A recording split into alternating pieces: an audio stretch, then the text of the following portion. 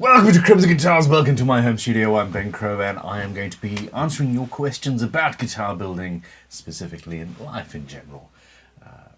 You know what, feed me questions and I will feed you answers, and as long as we can keep this going, we shall indeed. We are here, it is episode 76 of Luthiers Question Time Live, and I'm in my home studio. It's a little bit loud, them pesky birds are very noisy. I don't know, it is what it is. The children are up there and are not asleep, so if the internet goes down, then somebody's done something naughty. And a bunch of you are here. It's all fun and games. We've got Rabnox, Spikes, Frugal Fixers, Inky, Spikes, Frugal Fixer Guitars. There we go, name change. Came in a few weeks ago and I have yet to imbibe that. Inky Guitars, Rob Tootle, Robert R. Lisa is in the house, Anthony Cunliffe, Rob Tootle, Luther Builds, Rabnox. There's a bunch of us. Hi everybody. How are you doing? I'm assuming you are all having a very good weekend. And, well, here we go. So the rules are the same. Ask questions in the chat. Super chats will 100% be answered. And click like, please. That always helps. If I see your question and it isn't a super chat, if I see a question, I will always answer it. This is not a money grab. It's just that's the easiest way for me to guarantee an answer. As it starts getting going, it becomes rather difficult to see everything that happens in the chat. And as ever, we've got various people in the background who are moderators, and there are also channel members, and I really do appreciate your support in that way. So there we go. Daniel Marquez says hi all. Goth Rider Creations says good evening. A bunch of good evenings and highs. Paul Needs says it succinctly. Good evening, afternoon, morning, whatever. Alrighty. It has been a weekend here. I've not achieved as much as I would have liked. The workshop extension is now entirely insulated, apart from the couple of door panels, which I realised as I was saying that, and it is what it is. I need to finish doing a little bit of wall building in there, and then I'm putting some cabinets up into which a lot of the tool collection will go, and at that point the fun truly begins. This whole setup is going to be different in a couple of weeks. Where our work will be in that side, the workbench will be moved, and I'm going to have a little office area, so these live streams will be done with me seated in a comfy chair. And yeah, Tanya has threatened that the coffee machine has to actually stay down here, so there may even be a coffee machine right next to me on the workbench, on the desk. It's a desk. Anyhow, alrighty. Now, I just need to make sure this is all going. Rabnox says, me neither, Ben. Been laid up for a few weeks. I hope all is well. If not well, then on the road to being better. But it's like a kick in the teeth, seriously. If you're too ill or distracted or just other shit is happening in your life and you can't get into a workshop, it just makes whatever else is happening feel 100 times worse. Yeah, this is my happy place. If you ever come and talk to me at a guitar show or something like that, and you'll sort of see me being a little bit nervous and a little bit twitchy, and that's because I don't have a workbench in between me and you. This is where I am comfortable, and if I don't get to do it, it really, really sucks. So yeah, I understand. Vulcan Essence coming with the first super chat of the evening. Thank you very much, V. He says, hi Ben, long time. Have you ever had a build you considered cursed because anything that could go wrong went wrong? Cheers. V. Okay. I can't remember which one in particular, but I remember having those thoughts. I have a very weird mind. I am now coming to the conclusion that I am very different to most people. Somebody asked me the other day what if I was going to copy the neck heel from the Boba Fret guitar on the bass or something like that. And I couldn't remember without some serious thought what I'd done on that particular guitar, and it was only 2 guitars ago. So yeah, I remember the feelings, and yes, there are things. And I think it's self-perpetuating at the same time. If you are having a bad build, if something goes wrong with the frets, and then something goes wrong with your... I had one customer in particular who... I built a guitar and I got 3/4 of the way done. I mean, literally, this guitar, I think all I needed to do was carve the neck and finish it, you know. And I got to that point, and I realized that the drawings I was working from didn't match the spec sheets that I was also working from. And the drawings had a 24 fret, and the specifications had 22 frets. I had to rebuild the entire guitar, and that was just the start. It was a sort of a 4-year journey across both guitars in the end. It was horrific. So, yeah, it is what it is. E.R. Webster, how you doing? E.R. Webster says, I'm ready to spray 2K poly today, but the humidity is really high. Ever had an issue with humidity messing up your finishes? I actually have. Excuse me, I still have a cough. I've had COVID, and then since then I caught just a flu cold kind of thing from Tom Webster, who works at runs Crimson for me. But anyway, oversharing. I do this. Yes, too much humidity can and does mess up a finish. Now, I do not know, I don't have an answer for you, short of running a dehumidifier in the spray booth, shed, workshop, pop-up tent, wherever you're spraying, run a dehumidifier for a little while. But sometimes if you're expecting that humidity level to be there, and that this is just where you're at now for the next 3 months or so, sometimes you just have to suck it and see and cross your fingers. Please excuse me. I need a great big mute button. So, yeah, Google away, find out the particular polyurethane that you should be using. has a sheet that comes with it that should tell you what happens. Okay, I'm going to mute this, have a little coughing fit, and be done. Ask questions.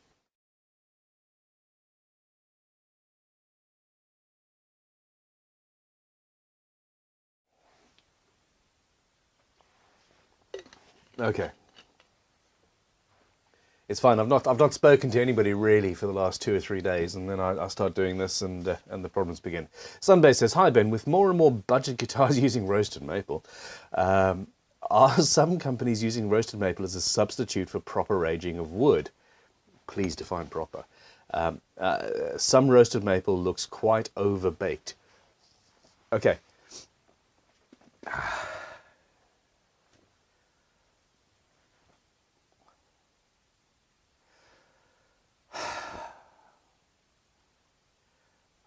I've got an issue with the word proper aging of wood. I think that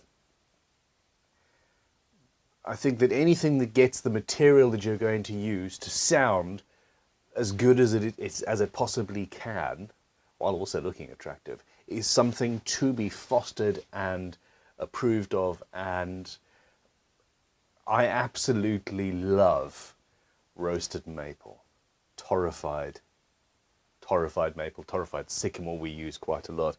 I despise how chippy it is. It does not like routers. It does not like, it chips out fairly regularly, and that can be an issue. But from a sound point of view, it's incredible. Truly.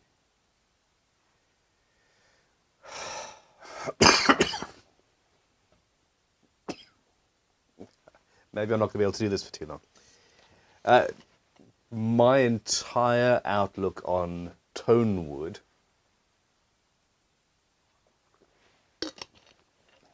and even finish is changing. I'm so sorry, I shouldn't be coughing in your ears. My entire outlook on how much of an effect the timbre has on a guitar is currently evolving. I have been playing a lot of older instruments recently. I have been going out there and making a concerted effort to expose myself to 50s Strats and Tellys and just all sorts of things made by other people, and I think that I've been a little bit too harsh on. I've always said, oh yeah, wood is part of the recipe, but it's the smallest part, and it might not be quite that extreme. Anyway, so yes, a lot of people are using roasted maple. Roasted maple it's an expensive process. It's adding a process to the wood, but it does make a difference to the sound. It does make the instrument lighter. It does make it more resonant. Martin are using torrefied. I'm fairly sure I'm correct in saying that Martin have been using torrefied spruce rather a lot as a way of pre-aging the spruce to get the sound that you want out of a guitar. Acoustic guitars have a life cycle, and when they just born, they don't sound that great, and then they evolve and develop. You know, if I had a proper factory, if I get to the point where I'm building 2,000 or 3,000 or 4,000 guitars a year, which, hey, it actually might happen, I would love to have a system whereby I hook up an 8-inch speaker and I clamp it to every single guitar, and I blast, I don't know, Zeppelin 3 or White Stripes or something, I don't know, into every single guitar for a 4-week period as part of the building process. If I knew that was going to make the guitar sound better, if I knew that was going to get a guitar that sounded older and closer to its final evolution, its final form, then I would do that, and I wouldn't consider it cheating. So by buying torrefied or baked sycamore or maple, the process is essentially it's cooked at a high temperature but in a vacuum. So it doesn't burn, but it cooks, and it cooks off a lot of the minerals, it cooks off all the moisture, and it gets you something that's open and lovely and smells nice. The look of it, as the question carries on and says some roasted maple looks quite overbaked, yeah, that then gets to a personal point. I think you'll hit your tonal characteristics at a particular colour, I suppose. And if you want it twice roasted, if you want it really dark, then it's fine. I quite like the look of really, really, really cooked maple.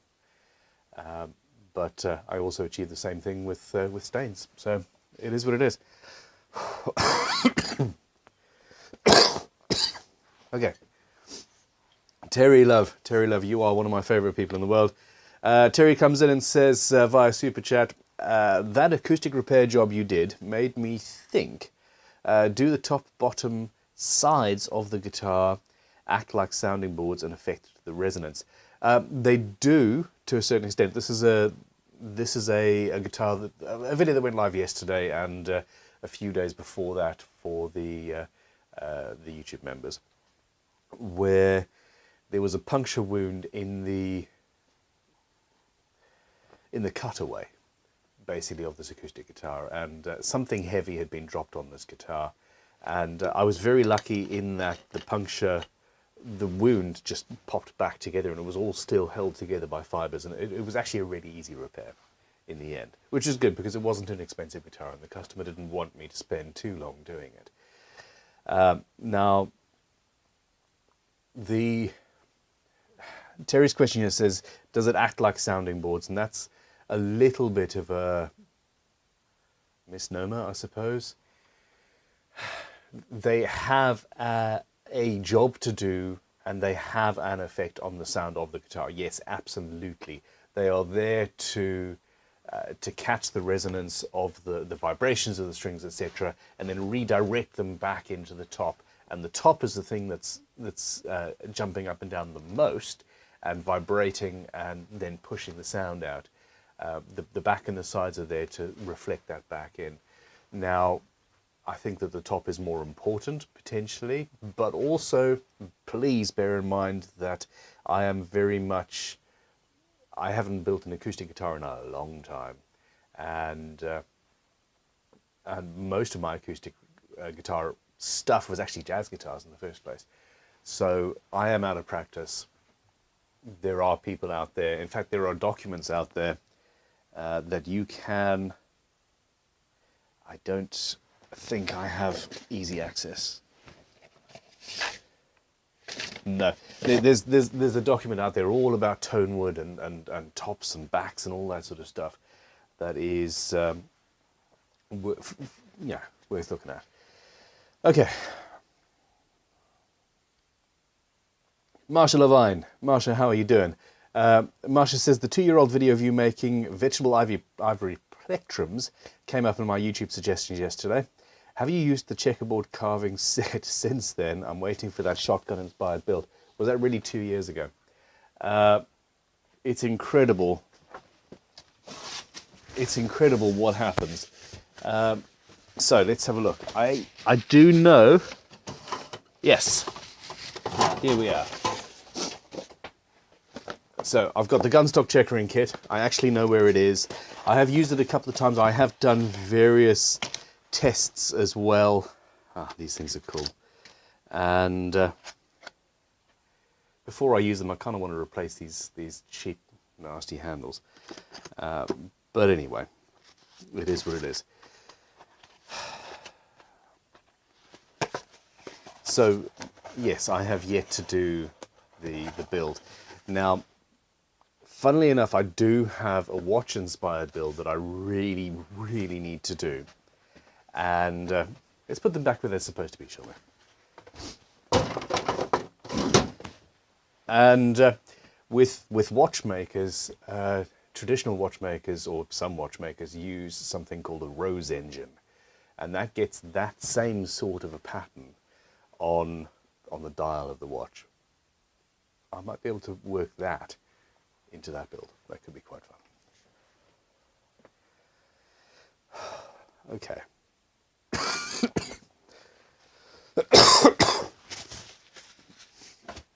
Okay, I also really want to do some more plectrum building. I think that could be fun. I've got, through the vintage tool shop, every now and then we find random bits of gold or silver or just bits and pieces, and there's always, it sometimes turns into a bit of a house clearance kind of thing where people are saying, oh, what else do you buy? And I'm like, oh, buy some scrap gold, or do you have any watches, etc. So we've got a little bit of gold floating around from that, or I've got a little bit, sort of broken rings and things like that. And I've often thought it could be fun to smelt down some old rings into a bit of an ingot to then turn that into a plectrum. That could be fun. Anyway, Whale Bear sent a $2 super chat with no question. If there is a question, please let me know. We'll go from there. Vulcan Essence come back in and again said, hi Ben, which material do you think is stronger to hold a metal screw instead of a wood screw? Epoxy versus sawdust and super glue versus sawdust and wood glue.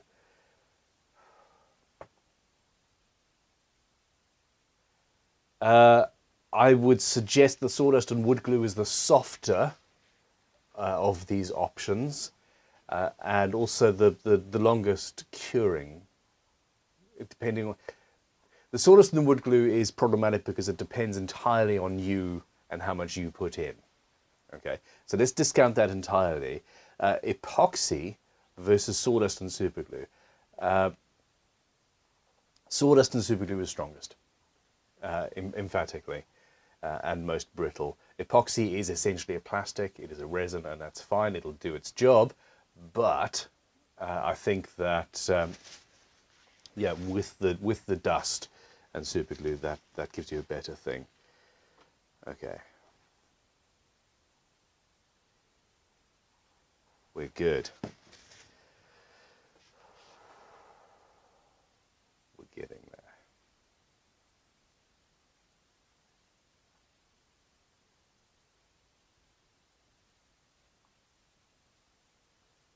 I love how you guys are all becoming great friends in the chat and all this. It does make me very, very happy.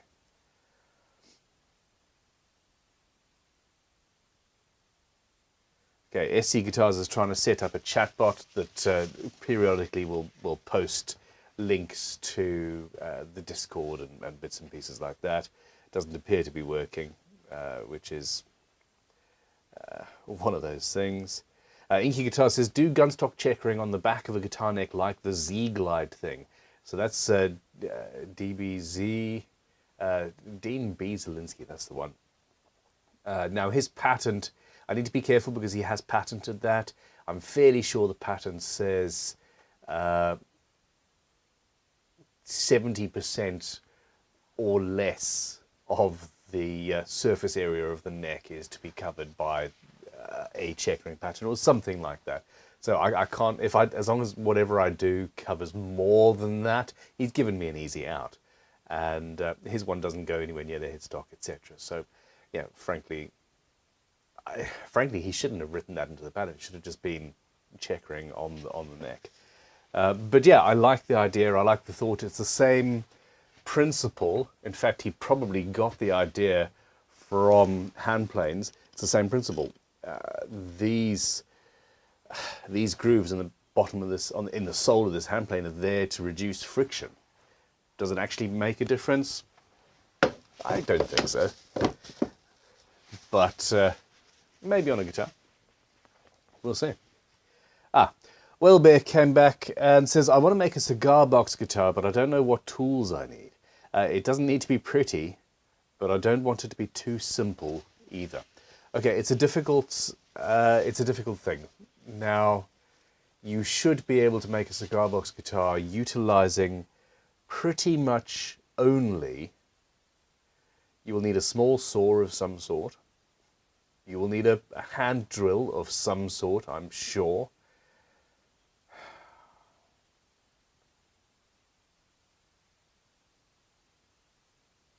And a rasp to carve the neck, pretty much. Yeah, cigar box guitars are intensely simplistic instruments, and that is not a denigration of them. I had great fun building my first cigar box guitar. In fact, I was playing it the other day and noticed that the frets are sprouting a little bit. So I need to sort that out. Now,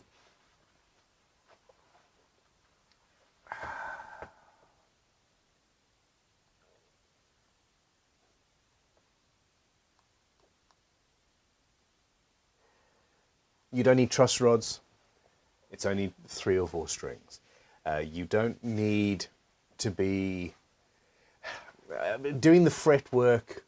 Yes, it would be nice to do the fret leveling, crowning and polishing and all that properly, but again, just banging in some frets and making sure they're roughly straight should be close enough. If you want to go crazy and do inlay, then obviously that is an option.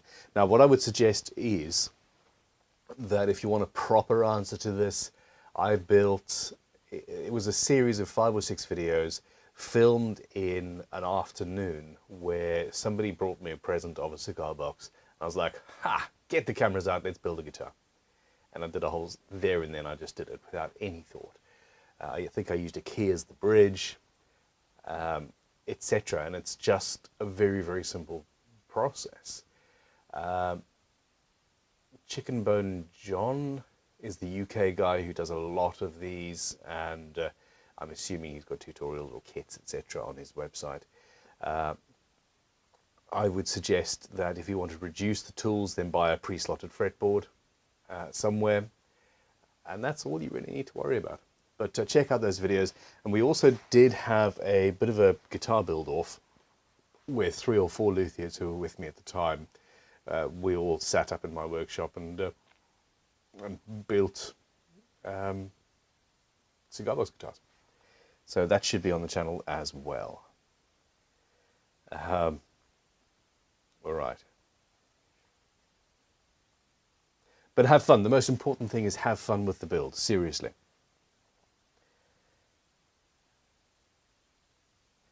Alrighty.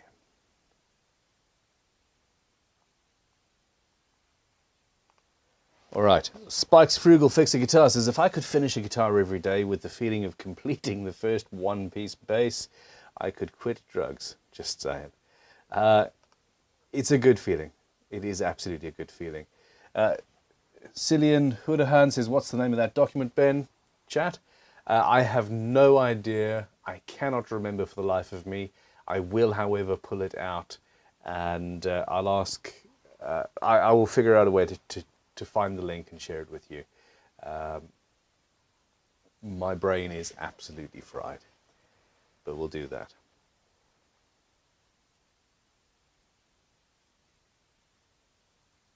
Divergent Guitar says, what's up, Luthier humans? That's assuming a lot. Beth says, Ben, you are still not so well, my darling. Don't plan for a long session tonight. I'm sure we would all agree we care far too much. Thank you so much. Honestly, so I picked up a flu or cold or something from Tom Webster. We had a road trip. We were in a car together for 15 hours earlier in the week. And it was a really, really good road trip. But I've obviously caught something that he was fermenting. And yesterday, got nothing done, slept most of the day. Today, I actually have been feeling a lot better, which is why I'm hoping tomorrow's stream is going to be good. But we'll see. So yes, I'm planning 11 o'clock tomorrow morning. I'm planning on carrying on with the bass build, just so that I can get some closure on something. I have been working on my daughter's guitar. The wiring, yeah, hi. So the wiring issue, one, there was a bit of an issue with the ground, and that's fine. I just hadn't grounded everything to the shielding paint inside the guitar. But I'd used the jack socket that came with the guitar. So this is a jack socket that we had in the workshop 5 or 6 years ago, and it just got used. I wired the live and the ground the wrong way around. And it's intensely strange, but yeah, after a few hours of messing around, it is what it is. Alrighty, Vulcan's come in again. Thank you very much, Vian. Says, Ben, which method to use for direct mounting pickups? Damn fine question. Okay.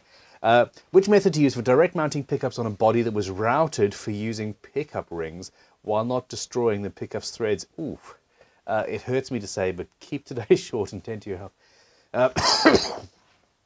Sorry, and coughing on cue.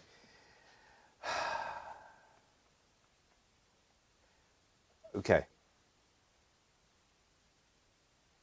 Without damaging the threads in the base of the pickup, you have to use a screw that is a smaller diameter.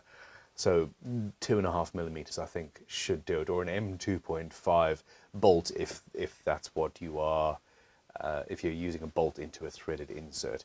Now, my favorite method, I mean, that's just a physical, that's life, that's physics. It has to be a smaller screw, because anything bigger than that, you're going to have to drill out the thread in the base plate, which is what I do generally. I'll drill that out to a 3 millimeter hole and then just use a standard wood screw going down into the wood. Okay. Now, the big issue, I had a guitar a long time ago, 10 or 15 years ago. The method that I chose to use was to get some fairly big springs, and essentially have those glued to the bottom of the cavity, closer into the center of the cavity. And at one point I even used a single, almost an inch round spring, and that was what the whole thing was on, and it worked really well.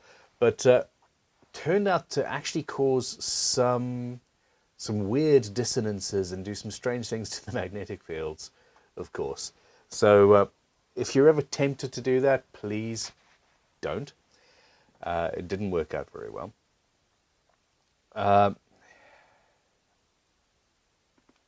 Okay, so there's that, but I do still, the way that I currently do it is I put the pickup in place, mark out exactly where the holes need to be, and then take the pickup out, and then super glue the spring down over those two holes. Hit it with accelerator, as long as you're not using a finish that gets damaged by accelerator, which some of our finishes here actually are. It depends on the accelerator, but once that's all cured, I then drill the hole through the center of the spring, and you go, and it's fine. Keeping the springs onto the back and in the correct places and all that sort of stuff, it's just an absolute, it's not great. Okay, now Franz Truter, I think, has been a member for, has just bought a 3-month membership. I'm really not sure what the system is currently telling me. Franz Truter has been a member for 3 months, or has just bought a 3-month membership or something. But I've got a question here. Thank you very much, Franz. Says, evening Ben and family. Out of all the watches you own, I don't have one to pause time. I unfortunately am not currently living in Hogwarts. In desperate need of one to work on my GGBO. Work has just been crazy. Do you know what? I feel exactly the same. I'm really having issues with planning. Last year, GGBO, I ran over because I refused to stop working on Shred. I didn't want to break up that thing, and then this year I've got multiple projects going, but everything's coming to a close and I'm going to move on. And I think, look, in the end, this is all just a bit of fun, and the whole point is to de-stress people, not create more stress. If you don't get to do it this year, it is what it is. Yeah, it's about having fun. It's about getting into the workshop. It's about, yeah,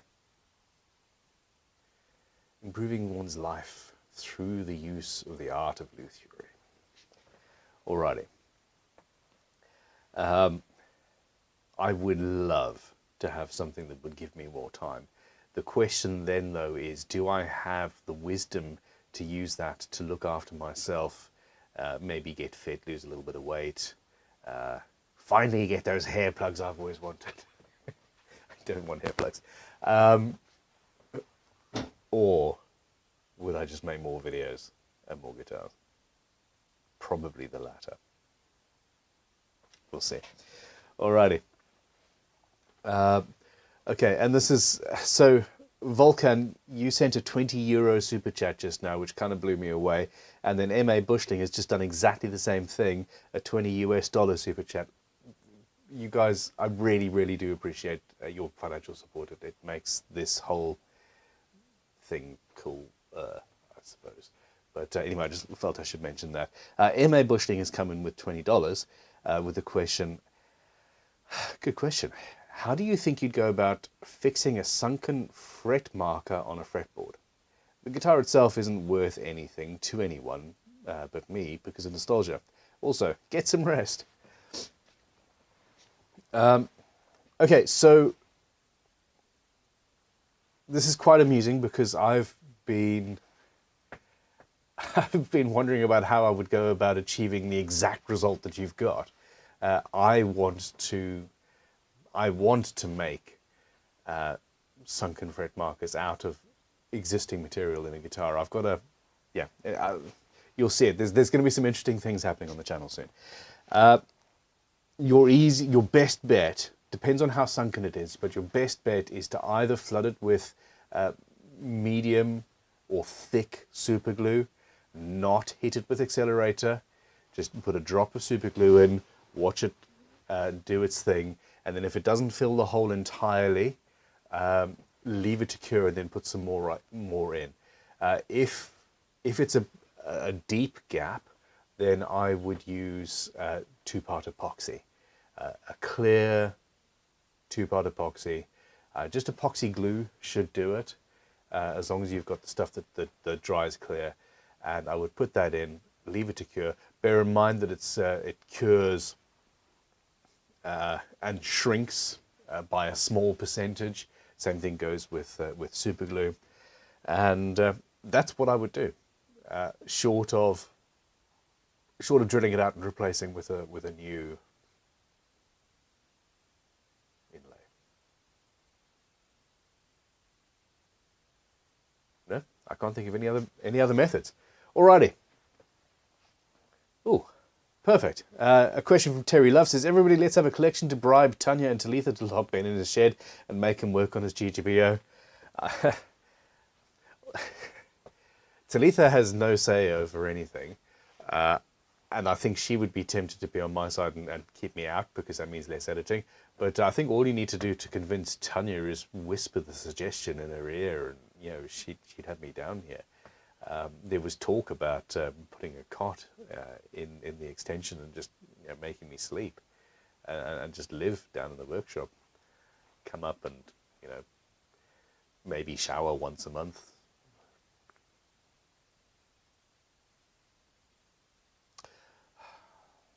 Yeah, so sad. So with regards to GGBO, no, I actually I had a really cool idea.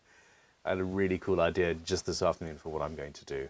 And I am clearing my schedule. I've got stuff going. I think I'm probably going to be doing it as a live build. So it's going to take the spot of the live stream builds as that moves along. And it shouldn't take too long. It's going to be fun. The bass is nearly done. The Ukraine baritone is so nearly finished. That is, literally it's hanging on the wall up at the house, having been sprayed. And I've got one more day of work to do on Jasmine's guitar, so that's a third one finished. I do need to do the hand tool build, which is going to be the next thing alongside the GGBO guitar that happens. So we'll get there. We will get there.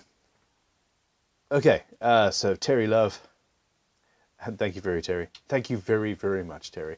Mark Jennings has come in with a £20 super chat. Says, all right, stop guilting us into donating. Sheesh. Mark, you're the last person that I need to guilt into donating anything. Mark saved us with the Ukraine build by donating, because I'd essentially ordered what I thought were the right finish on the pickups by House of Tone, Matt, and the nickel actually didn't match the sort of silvery Goto stuff I wanted, and Mark donated the pickups that allowed us to finish that build. So cool. And I don't want to be one of those YouTubers that guilts people into donating or super chatting. Mark, dude, you've thrown me off my thing. Vulcan has come back in with another question. Ben, how would you measure the thickness between the bottom of a routed pickup cavity and the back of the body when you haven't constructed the body? Okay. Sorry, ladies and gentlemen, I'm leaking. The easiest thing is to measure the outside edge of the body with a pair of calipers. I'm going to assume it's, say, 40 millimeters, and then you put a ruler inside the pickup cavity and you say, oh, well, that cavity is 20. 40 minus 20 means that you've got a 20 mil thickness on the back. You can use, well, that's essentially what you need to do. Now, there is a very, very cool tool used by violin makers generally and acoustic guitar builders as well, and it involves a small tube with graduations on it, and a little magnet. And I haven't used one in like 20 odd years. You put a magnet on one side, and there's a magnet inside the tube. So the magnet goes inside the guitar, and you put it along to wherever you need, and that will give you the distance between the magnets is measured on the side of the tube. It's an amazing thing. It's like magic. And I described this to Sam Hook, who is the director of operations at Crimson. He's like, oh, that's a really, really cool, very simple thing to make. I'm like, what? Dude, he's got a completely different mind to me. Eric Jewell is a 3-month member of All That Jazz, and has come in with a question. Says, any experience with rich light fretboards or any other composite material? I'm considering it for my next bass build. Okay, that's a really good question. I've never actually built an entire guitar or a guitar using a fretboard. I've never finished an instrument with a rich light fretboard, and other brands are available. However, I have handled various versions of it, and I have cut into it, and basically it's the same as wood. They generally act, react, and look like high quality ebony. There is the one company whose name completely escapes me. Somebody will let you know in the chat in a minute, that does a rosewood version that actually looks like rosewood, and it amazes me. Now, the only issue I've got with these things, and I'm prepared to be entirely wrong, is the glue that's holding it all together tends not to be particularly environmentally friendly. And I think that we are sustainably harvesting ebony. Now, there are some people out there that say that Bob Taylor has a vested interest in making ebony harvesting seem good, because hey, he owns one of the biggest companies that does it, but he's bought that in order to make it better, and I don't know, I might be wrong, but yeah, I think that we're potentially trying to solve a problem that isn't a problem right now, and we're still cutting down trees in order to make the paper to then make the fretboards. I would much rather see a fretboard made out of old jeans, for example, than a brand new thing. But in that case, I still think that the resins used and the glues used, etc., need to be talked about more. So, yeah, if you've got a thoroughly eco-friendly glue that would allow me to glue old newspapers together, for example, to make fretboards, please let me know.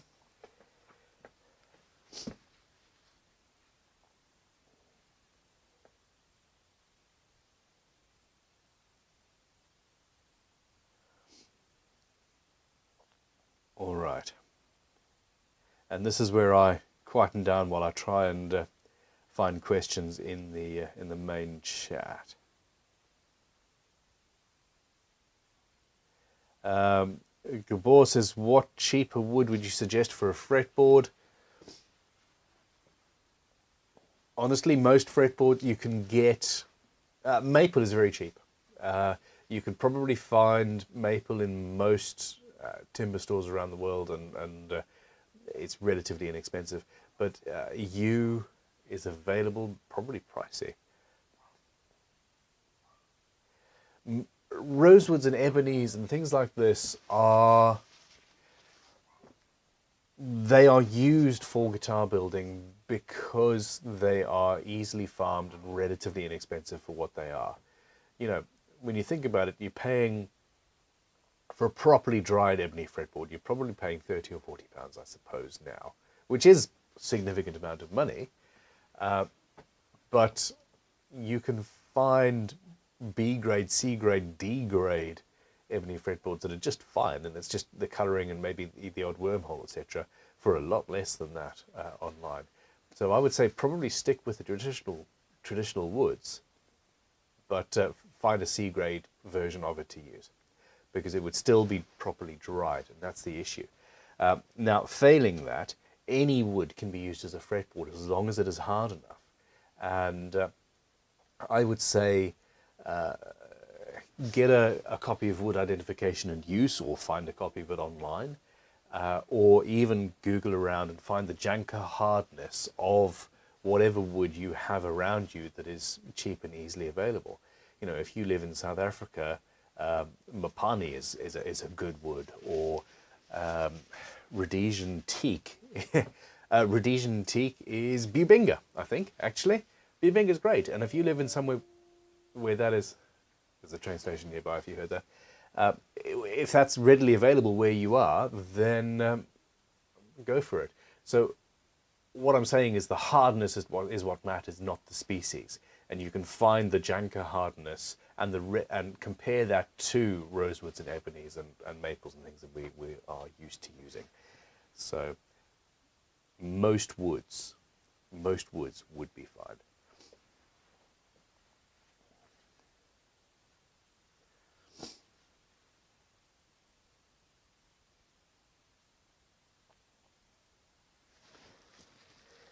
Sean says, "Hi Ben, I'm having trouble getting stain to evenly soak into my maple neck.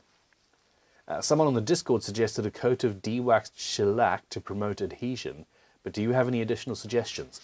Egg white.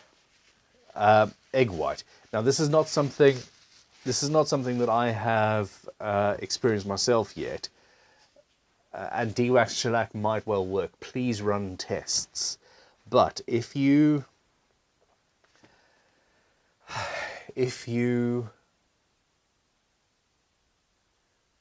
I've seen it done on spruce and woods like that, where it does come across as, it gets very blotchy fairly easily when you're trying to stain things like that.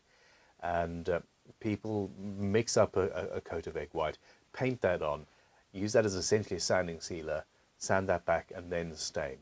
Now, it's not something I've done, it's something I've seen and something I've heard about.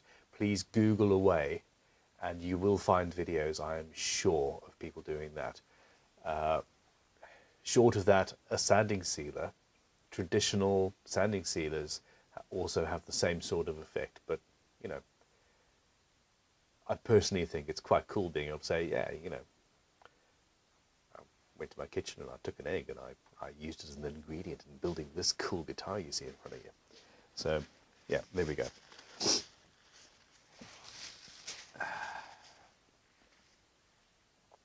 Rab Knox says he got 2 ebony fretboards for £18 each.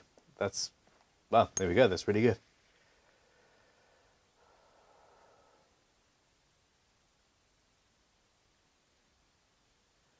Electric Lady, yes, I do have your letter, and then that arrived I got it on Friday at the very least, and then I had a day where I was not very well, so I need to give you a call. That sounds very, very cool. And a felling axe, I have an axe, £5, I think. So, hi. I bought a collection of axes the other day. Most of them are side axes and relatively, you know, vintage, antique, really interesting, old, a lot of French felling axes, and cool. It was like probably 40 or 45 different vintage axes. And 3 in particular sort of tickled the back of my mind, and we picked them up on route, and I'm googling away. I'm going, they can't be. Vintage executioner's axe. I bought 3 16th century executioner's axes, 2 from the UK and 1 probably French.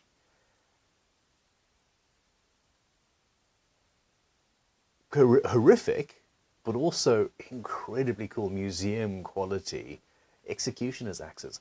I love my life. You never know what's going to happen. It's incredible. Terry, Terry Love's come back in with another super chat. Thank you very much, Terry. And he says, I've seen knife makers use scales, epoxy with layers of fabric, denim, army surplus camo, etc. Would such a composite work as a fretboard? It absolutely would. It's micarta, essentially. I've got 3 bags of old fabric at Crimson waiting to be turned into micarta for exactly this. But the issue has been I don't want to use that much epoxy. I really don't. If we can avoid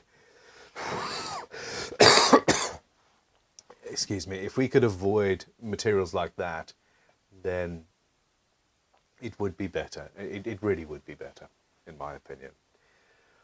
But we'll get there.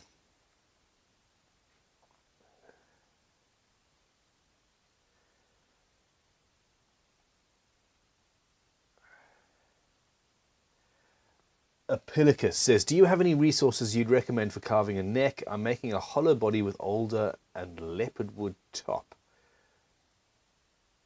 Leopard wood, I've not heard of that. I think I've probably seen it before under a different name, but that's a cool name. And a Padauk fretboard with mahogany neck, and I'm constantly evaluating myself. Okay, so check out, seriously, the last 3 or 4 guitar build series that I've done on the channel here, I've gone through, in some way, shape or form, my neck carving technique, and it's a faceting technique, and it's fascinating. Shoot me, please. It's a way of making everything much, much more easy and straightforward, and with a lot less guesswork and a lot less stress. So check out those videos when I get to the neck carving technique. And yeah, it'll be fine. The hand tool build is sitting there right there. I'm sure I used that on there as well. Mahesh Chanda says, Ben, what is your favorite wood to work with? Boxwood. I love boxwood, but I have yet to make a guitar using any of that. It's mainly for tools and small stuff and handles and things.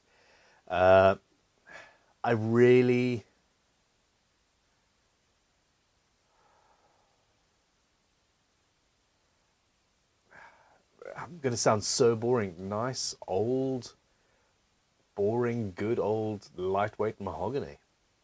It just carves so easily. It does exactly what I want it to do. It sounds great. It smells good for the most part. So, yeah, pretty much that. The older I get, the more I do this, the more I realize that, hey, I'd like life to be easy. I know, amusing. But yeah, when you're having to plane everything down or carve it and do all of this stuff, it's nice if the material both sounds good and is easy to work. So yeah, mahogany, etc. Rob Tootle is saying egg white. Meringue fretboard. We can do that.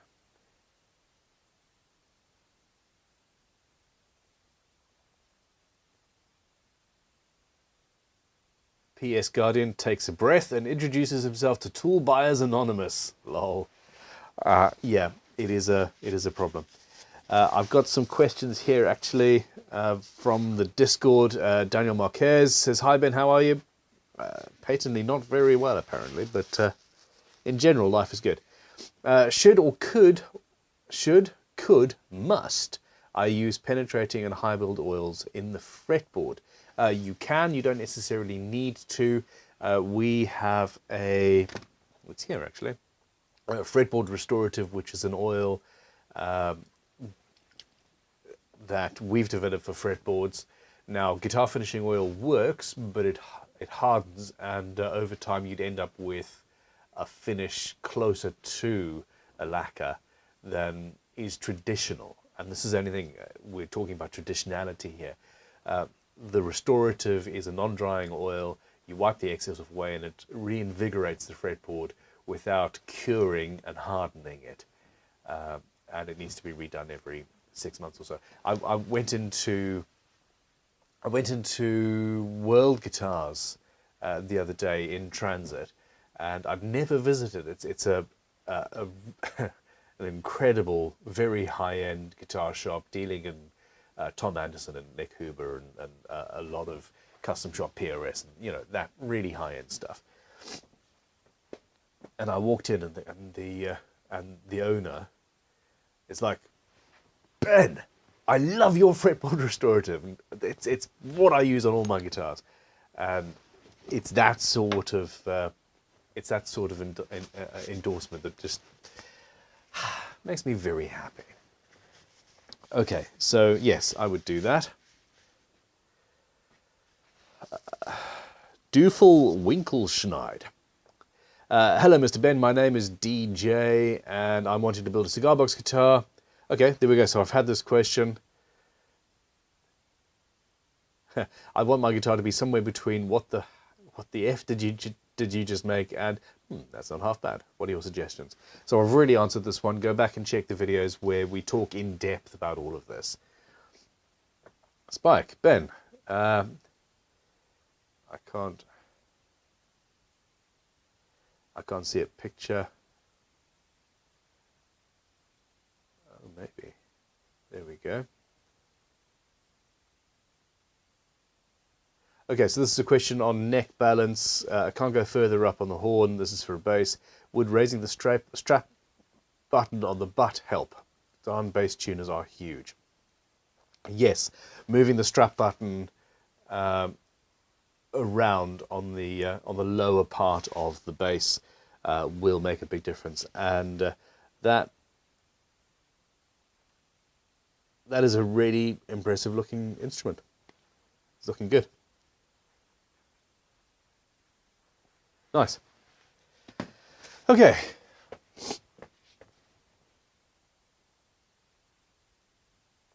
B-Power says, I've seen a few guitars lately with a 0 fret. What is the logic of having a 0 fret and how would that change the nut setup? At that point, the nut just becomes a guide for the lateral positioning of the string and not to do with the verticality of it.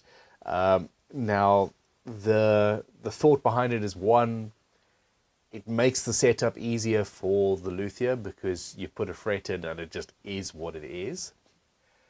If you use a fret that is the same size as all of the other frets of the guitar, then you generally end up with a very nice action.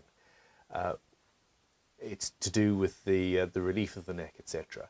It also sounds more homogeneous because the string is leaving a 0 fret, which is the same composition as all of the other frets. So when you're playing a combination of fretted and unfretted notes, an open chord, then they will all sound similar. Now,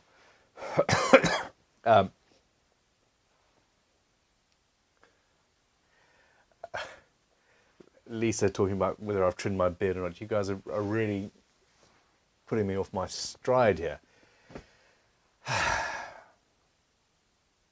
In reality, the difference in hardness between a cheap nickel silver fret and a good quality bone nut is probably not all that different. So we seem to like to believe in absolutes in luthiery, and we will say, hey, a brass nut is better because it sounds closer to the nickel silver, which is brass, and something else. And it just is what it is. Whereas in reality, there are shades of grey, and bone is hard, and carbon fibre is hard, and is probably of a similar hardness to the relatively soft metal that the frets are made out of. I don't personally like the look of 0 frets. I don't personally like taking away the ability for me to put in a nut that has a high action if I so choose. That's my issue. It is about flexibility. If I decide that I want to take my guitar and turn it into a slide guitar, I'll take the nut out and I will put put it higher and raise the bridge, and woohoo, I've got a slide guitar. Whereas with a 0 fret, I can't really do that. So yeah, it's a problem. It is a problem. Okay, Lisa Harshberger's come in with a super chat. Thanks very much, Lisa. and says, is there a tool you would like to make or even design so that it works better for your needs? Every single one I ever touch, without fail. I think there are things like hand planes that have been in development for thousands of years, and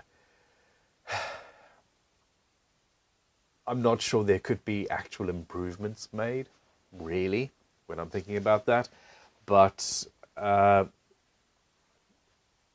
yeah, just in the handles and how I use, when I'm using a chisel for inlay versus a chisel for pairing or whatever, there's always constant thoughts and changes.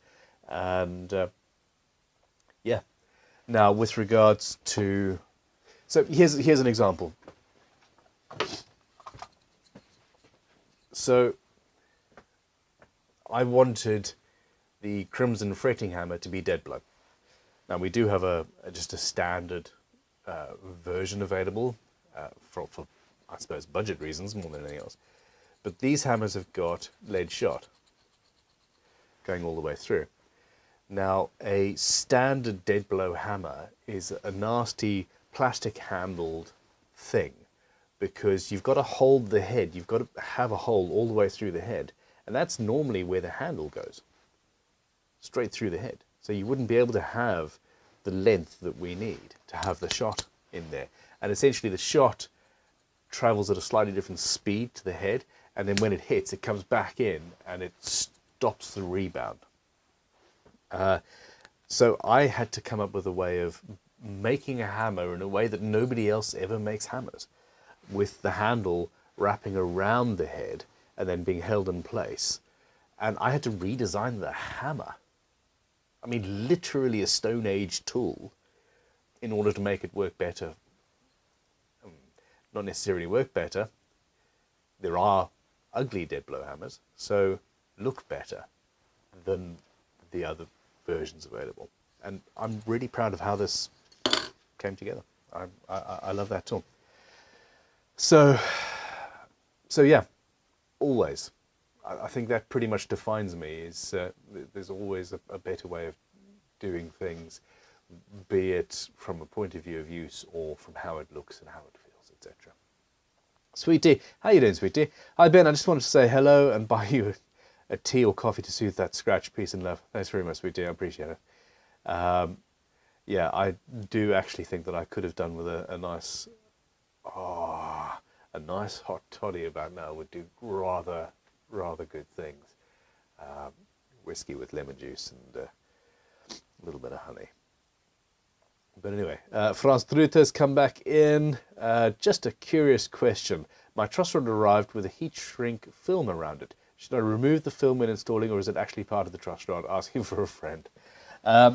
So no, the film is there to ostensibly, one, I suppose, keep glue out of the works, and two, to reduce rattle, I suppose, inside of the truss rod cavity. Now, at Crimson, we're actually in the process of figuring out the best way to do that, because that thin heat shrink stuff doesn't stop rattle at all. I would suggest that so we're going to be going and using either double-sided tape, that foam that 3M makes, or we're going to use silicone sealant that you use in kitchens and bathrooms and things, and we're just going to have a tube of that next to the production guitars, and 3 spurts of that, keeping it out of the thread of the truss rod, for example, but in place, and then put it down and squeeze it, and you'd be sorted. No rattle. But you don't have to remove that heat shrink at all. Here's a question. Thoughts on Dean guitars losing their lawsuit case on the Flying V body shape against those litigious so-and-sos over at Gibson? Are Gibson still fighting people nowadays? I thought that had stopped. With more and more of these legal battles popping up, do you see a day where the price of budget or beginner guitars will rise exponentially as companies will need to start modifying their classic or copy/inspired designs not to offend the patent-holding overlords.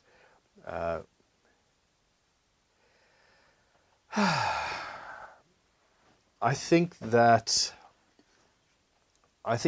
the further along we get, the more everything has been done before. Everything's been done before, and it's not the patents, it's the trademarks in general that catch people out. So the Flying V, unless I'm much mistaken, is a trademarked design that is pretty much Gibson, but only if you do it exactly like they do it. So the Randy Rhoads V is a different thing entirely, and I don't know.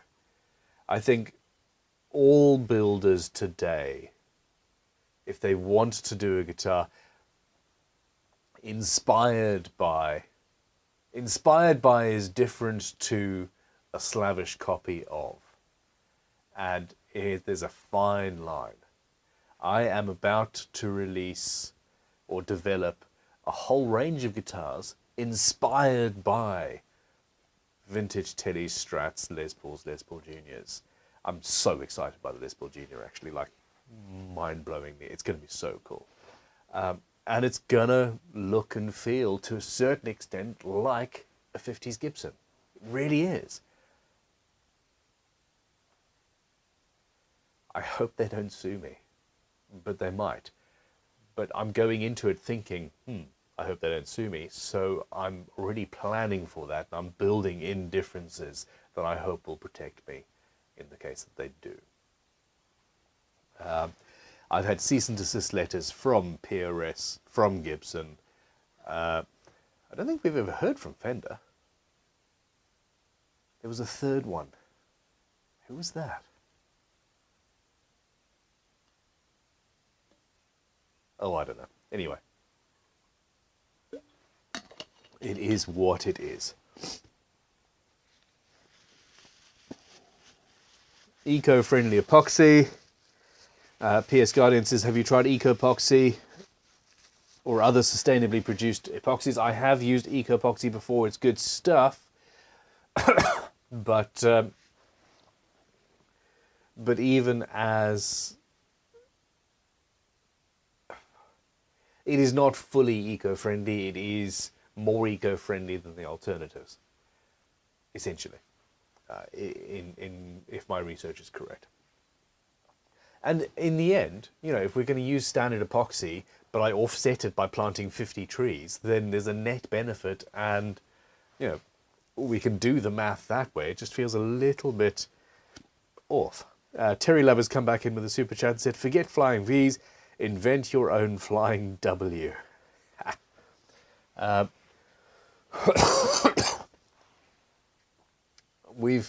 This is the thing, I think I really do enjoy creating new things, but the public want the old stuff. It's a real annoying, it's really annoying. But hey, it is what it is. Anthony Cunliffe says, I need the planets to align enough for me to get to Crimson and build my concept. I think it's an idea that could work for Crimson. That, or I'll get shot down as a madman. I mean, they try and shoot me down as a madman on a regular basis, and sometimes succeed. So yeah, I'd like to see that. I really would.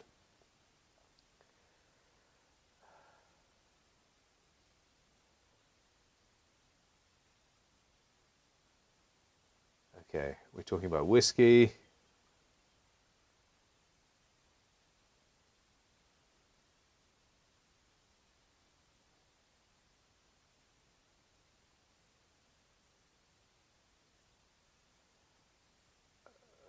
Jeff's Guitars says Southern Comfort is not real whiskey. Southern Comfort may not be real whiskey, but it don't half taste good sometimes. There are times when Southern Comfort and Coke are right up. It's just, that is the evening for that sort of a drink. And there's times we're sitting there with a nice single malt, and you know, those two times are, anyway, let's fight in the comments. Gary Hardman says, what about the acoustic travel guitar? Second time of asking. That is going to be restarting in the next couple of weeks. Absolutely. The bass I'm going to be finishing tomorrow, unless I collapse into a heap, in which case I won't. The Ukraine guitar, the baritone, is a day away from being finished. I want to finish those two things. And the same thing, my daughter's guitar, I need to do a quick inlay, about half a day's worth of work, and that will be finished. That's 3 projects finished next week, and then I'll be starting back up with the acoustic build after that fact. And I'm really looking forward to it. Disco Stu, how you doing? Came in with a super chat, said missed last week and late joining today, but wanted to say hi. Hi. He's, well, they say I'm hopeful I'll get my GGBO underway in the next few weeks or so. I share that hope. I've lost track of GGBO entirely. I'm trying to watch as many as possible, but it's going to take some serious time and effort to catch more. Yeah, I'm looking forward to seeing what you do. And this whole behemoth that I've created is just pretty awesome. It really is. And thank you, all of you that are competing and joining in. It makes me very happy. Vulcan Essen is back in again. Says, hi Ben, looking at industry, what do you think is the difference in luthier diligence, not materials, comparing 1,000 euros versus 4,000 euro guitars? Cheers. Okay, that's a very good point. So the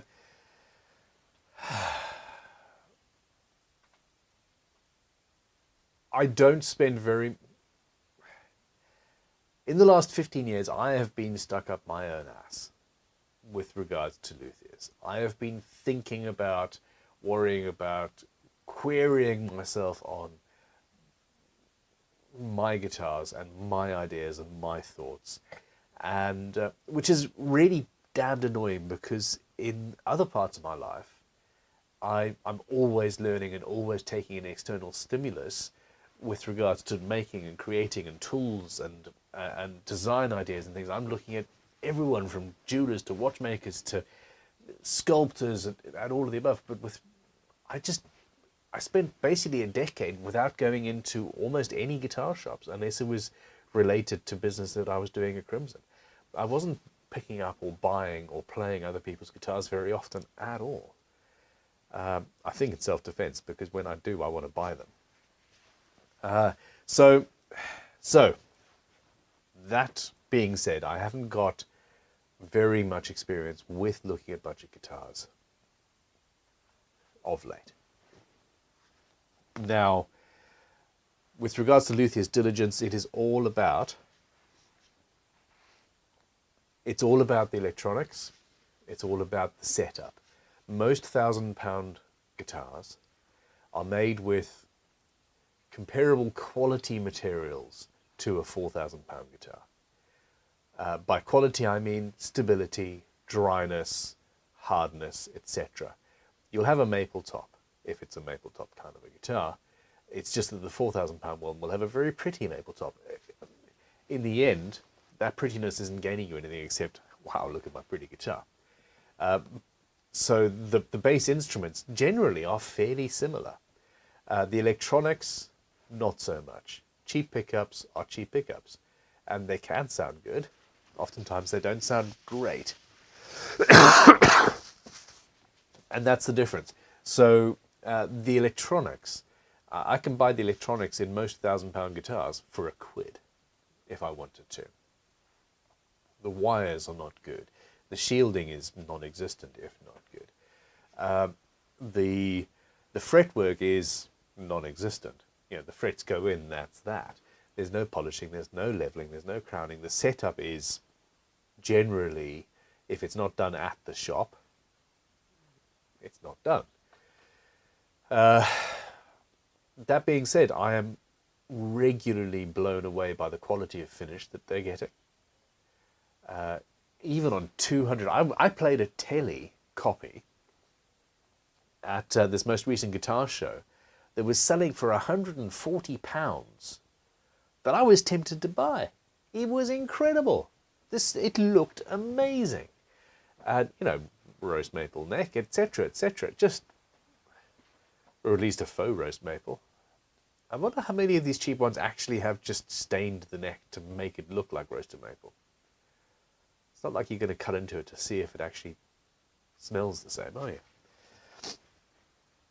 Anyway, now the £4,000 guitars, that level, you're talking about intense attention to detail. You're talking about high quality finishes, or at least high quality relicking, nitros, and somebody actually poring over every single last detail of both the design and the finish. And, you know, if you find cheap quality hardware on that, I'd send it back and complain. So all of those little things, good electronics, good wiring, good shielding, great pickups, all of those things, case candy, etc. It's the small details that add up to make a guitar that is worth so much more, in my opinion. Okay. Franz Druter says, the best whiskey is the one currently in your glass, and I do agree with you there, sir. Okay. Well, look, guys, we're over an hour, and I'm struggling. So let's hit me with some questions if you've got them. I'll be here for another 5 or 10 minutes or so, but I really do rather fancy that hot toddy at this point. So here we go.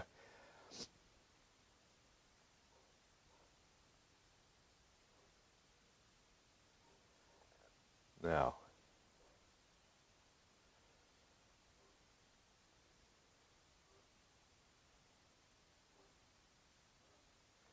inky guitars. No, I haven't seen your question on burning and inlaid pickguards. If you could repost that down the bottom, I will see if I can see that.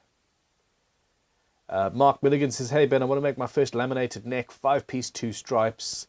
Is it okay to laminate straight and just taper the outside, or taper all?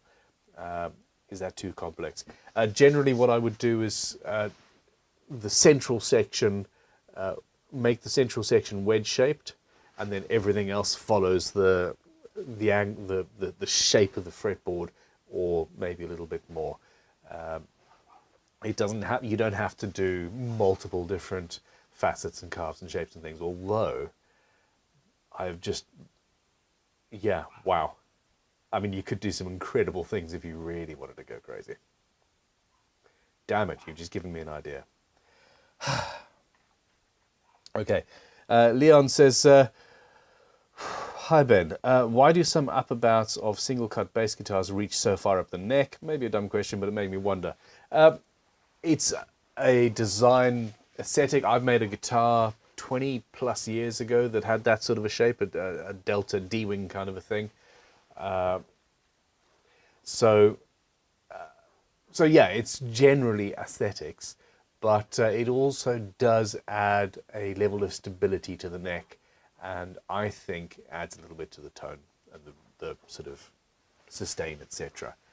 Not essential, but it's cool. Obviously, I've done something very similar to that on the bass that I'm currently building. So there we go. Herbsman05 says, how about the Cyberpunk guitar? Do you plan to revisit it and eventually fix it? Yes, I'd really do at some point. I like that guitar.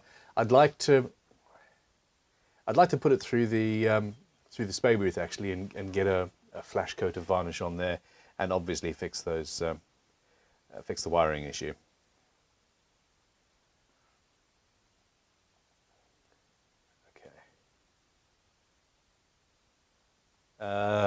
Okay. Go to 11 says, what's the latest on Crimson Guitar student hotel concept? At the moment, I don't have the money for it, but it's something that I do want to do long term. Ideally, what I would like to do is sell my soul for, I don't know, 3 or 4 million, and buy a farm where we build the school and we've got accommodation on site and everything, but that's at the moment a total pipe dream.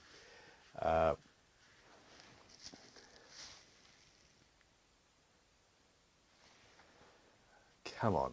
I saw a question. Somebody, the question just came straight through and went off my thing.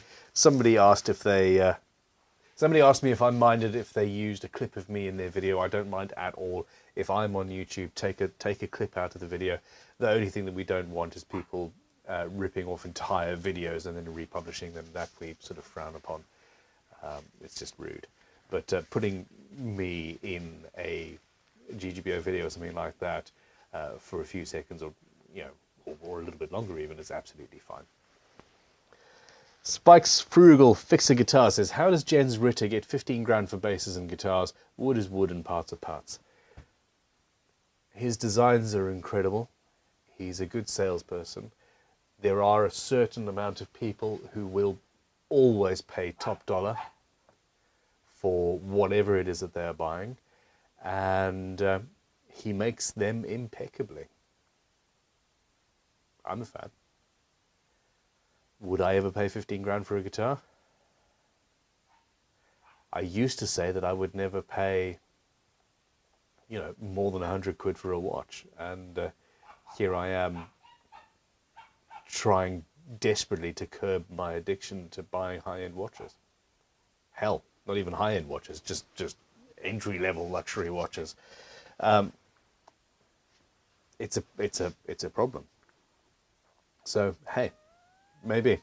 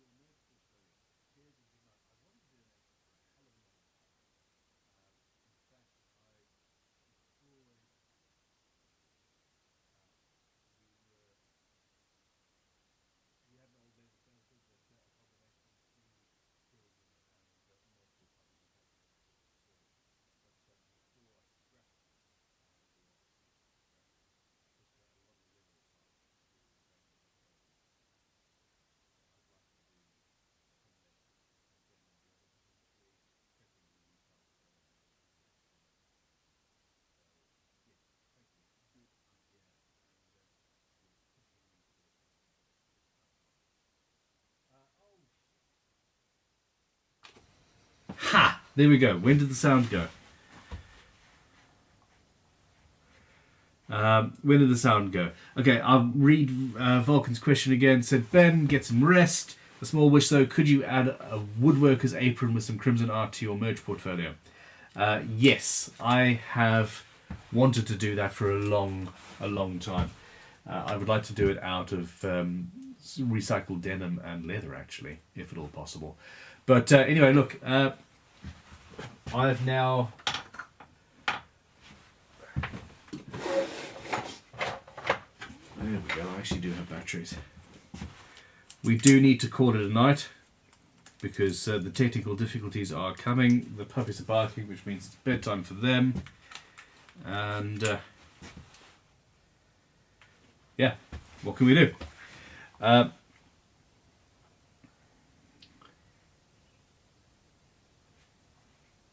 Go to 11 says O3 adhesive CA glue. I see that you've been using it. Do you recommend it?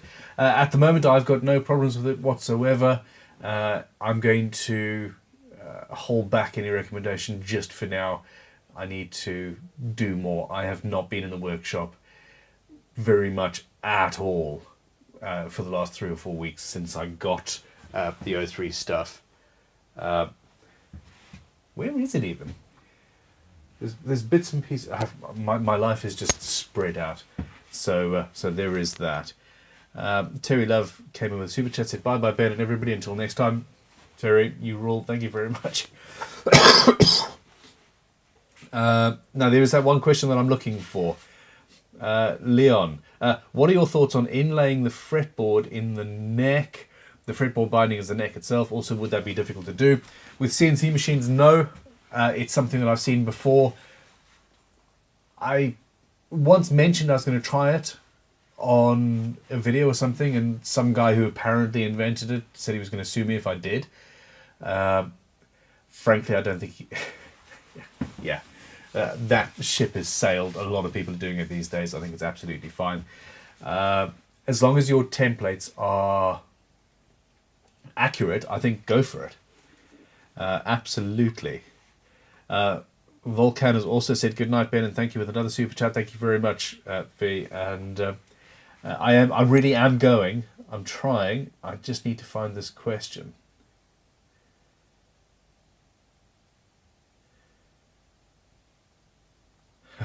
Taha Mike says, will the Cyberpunk guitar work before the game does? Touchy topic. Robert R says, does anybody remember the kind of houndstooth type plywood design guitar build last year? Yes, I think that was probably the most successful guitar video of the year. Millions of people watched that, I think. Okay, I'm looking for a question. Marsha says no more questions. Matt, bunnies, batteries, Mike. Selling your watches could pay for a farm, I wish. And etc, etc, etc. I haven't spent that much, although I have been very lucky, and a bunch of the watches, 3 or 4 of them have and will make a significant profit because I was lucky enough to get offered Rolex at retail prices over the last 3 or 4 years. So there we go. No, Terry, I did not find my lost ruler. Alright guys, that question hasn't come through, so it was about inlaying, I think, into a scratch plate, etc., which sounds fun, so go for it. Thank you very much for watching. I will be back tomorrow morning at 11 AM with a bass build. I am not going to have anybody running the questions. It's going to be less talking and more just concentrated on the building, with me stopping every half an hour to read through questions and queries. So it's going to be a much more relaxed live stream build than it has been in the past. I need to minimize stress, and doing it that way, I think, well, I'm going to see how that goes. But there we go. Go to 11 says, hi Ben, frets drop tool in the shop. When, please? Soon. That also does need a little bit of developing. I've had a couple of ideas about that, actually. Anyway, look, thank you everybody. I really appreciate your support. You guys rule. I will be back next week fighting fit and entirely human. Yes. Or something. Catch you on the flip side. Have a good week.